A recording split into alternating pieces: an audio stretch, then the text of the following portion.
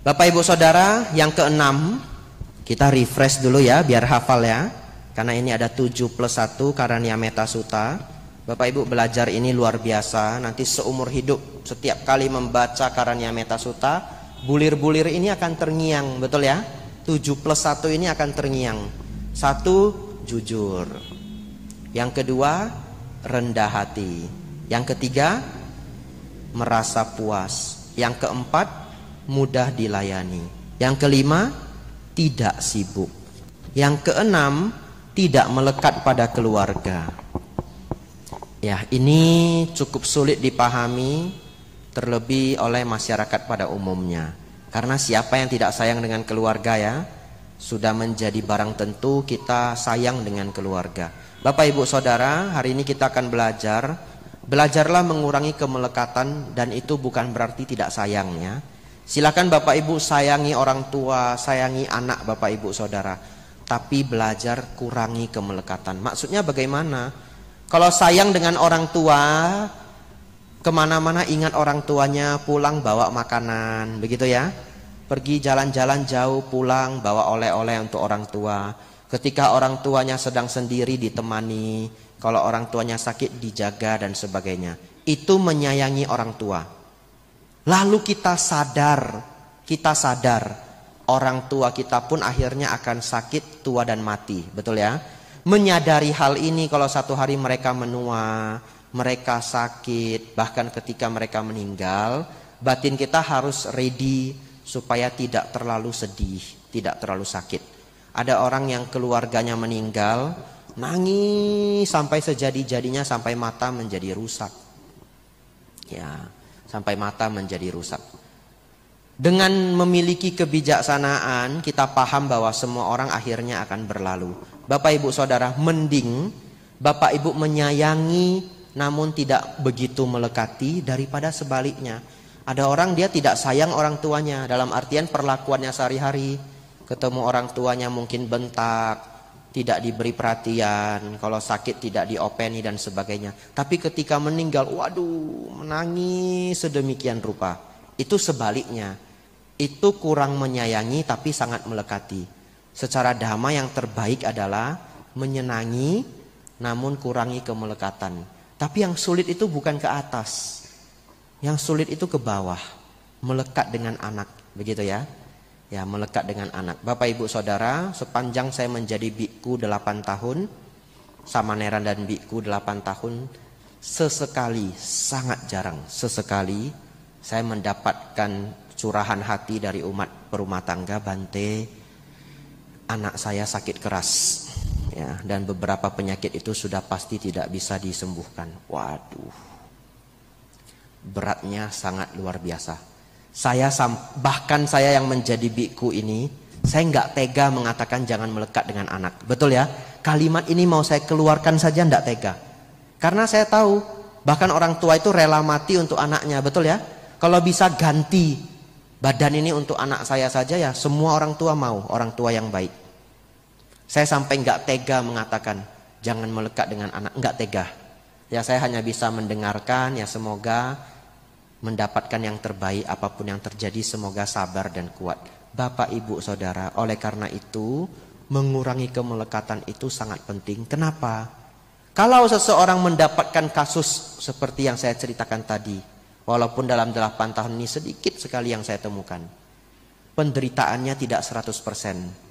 Karena ada dhamma yang melindungi, ya keluarganya sakit, tentu tidak nyaman, tentu tidak tega dan sebagainya. Penderitaannya itu barangkali hanya 50%. Karena ada dhamma yang menjaga batin kita. Kalau tidak ada dhamma, Bapak Ibu, bisa menderita, sedih sampai menjadi gila. Beneran? Sampai bisa menjadi gila. Sakit jiwa. Saya pun pernah ketemu umat Buddha, kasihan sekali. Anak dan ibunya meninggal di hari yang sama. Akhirnya bagaimana? Jadi sakit jiwa. Gak bisa ngomong, gak bisa ngapa-ngapain, dan sebagainya. Bapak Ibu Saudara, niat Sang Buddha mengajarkan dhamma pada kita, walaupun nasihat itu kadangkala kok kayaknya sulit diterima ya. Jangan melekat dengan anak, jangan melekat dengan keluarga. Tetapi praktekkanlah pelan-pelan ya, supaya kalau ada bencana terjadi, penderitaan kita tidak 100%. Bapak Ibu Saudara, Terakhir untuk nomor 7 ini. Wah, tidak terasa sudah 40 menit ya. Sebenarnya puja bakti itu batasnya 40 menit. Ya, nambah sedikit tidak apa-apa ya. Masih kuat ya Bapak Ibu Saudara. Nomor 7, tidak berbuat kesalahan walaupun kecil. Kenapa? Jangan meremehkan hal kecil Bapak Ibu. Satu ketika, ini kisah nyata ya. Ini kisah nyata, benar-benar ada.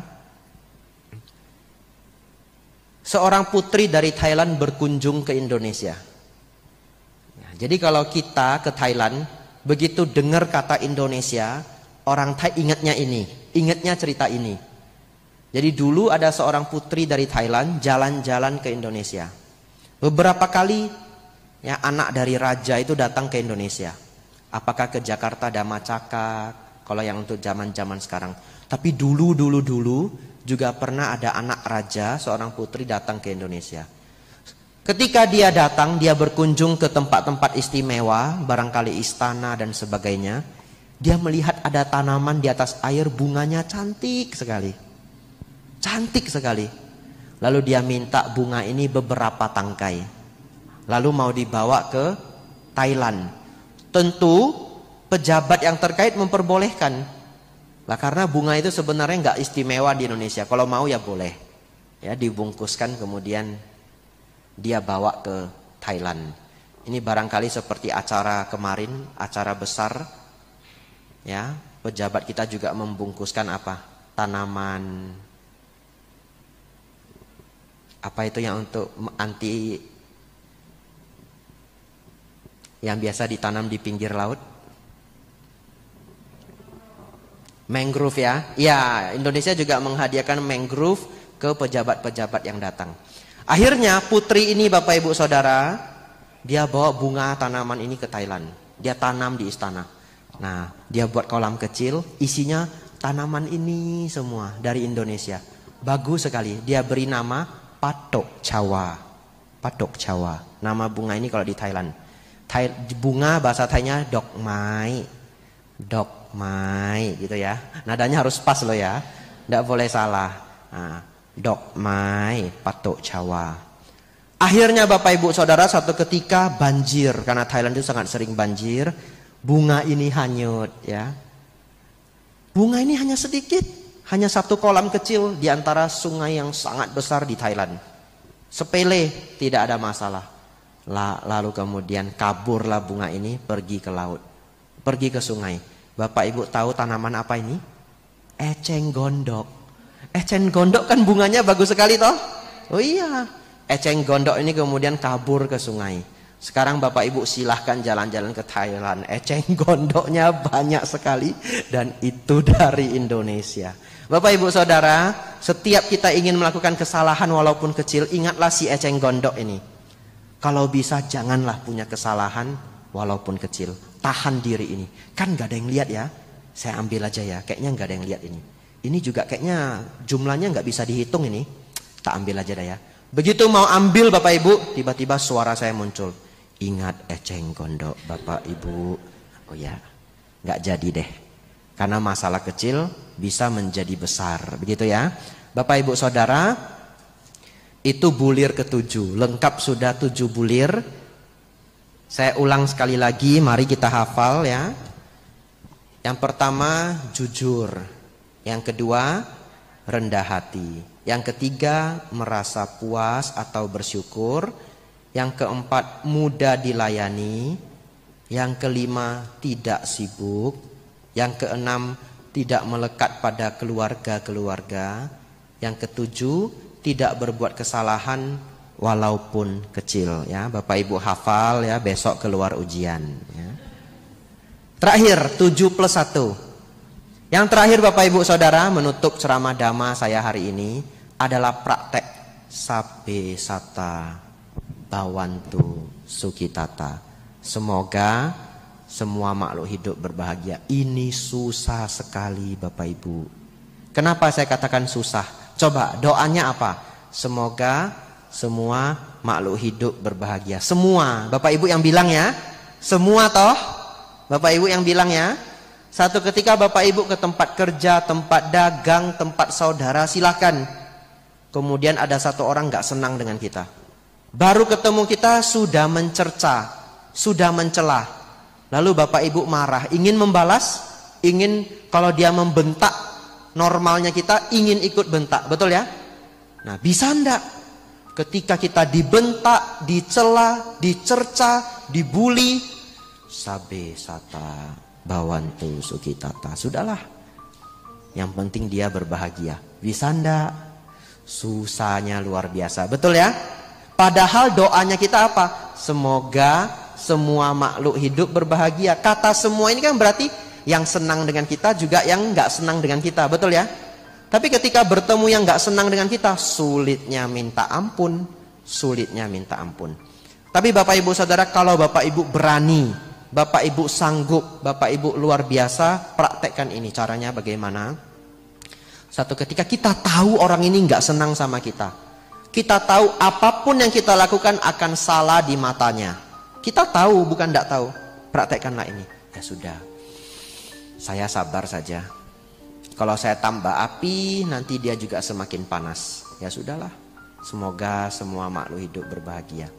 Harapan saya semoga satu hari dia bisa lebih bijaksana. Tapi kita juga jangan dekat-dekati dia. Sudah tahu dia tidak senang sama kita ya. Kita menghindar. Dia belok kanan, kita belok kiri. Dia ke kiri, kita ke kanan. Nanti ditanya, kamu kenapa menghindari saya terus? Lah memang apa aja yang kita kerjakan salah, begitu ya? Enggak, kebetulan, ya begitu ya? Artinya Bapak Ibu Saudara, ini bukan dhamma yang gampang dipraktekkan. Kedengarannya gampang. Sabe, sata, bawantu, sukitata. Sandal saya hilang. Waduh, kenapa ini orangnya curi sandal saya? Kenapa dia nggak ada hati nurani? Waduh, ngomel setengah hari. Susah toh, sandalnya hilang. Sabe sata bawantu sukitata, saya sial, ya sudahlah, begitu ya. Ini intermezzo Bapak Ibu. Kalau Bapak Ibu ke India atau mungkin di mana saja sebenarnya, tempat Sang Buddha mencapai penerangan sempurna namanya Bodh Gaya. Kalau kita mau masuk itu di metal detektor, barang kita di scan. Kenapa? Dulu pernah dibom, HP ndak boleh masuk. Kalau bawa kamera harus bayar. Lalu begitu kita sampai di pintu gerbang, kita sudah pengecekan begitu banyak level ya. Sampai di pintu gerbang utama, sandal tidak boleh masuk. Tapi itu India, bukan Jepang, bukan Singapura. Akhirnya sandal itu bagaimana? Harus diparkirkan. Dan kemungkinan hilangnya, kalau Bapak Ibu pakai sandal mahal itu 50-50. Ya. Kecuali pakai swallow ya. Tapi siapa yang ke India pakai sandal murah begitu ya? Udah jauh-jauh bayarnya pakai dolar, pasti pakai sandal yang bagus.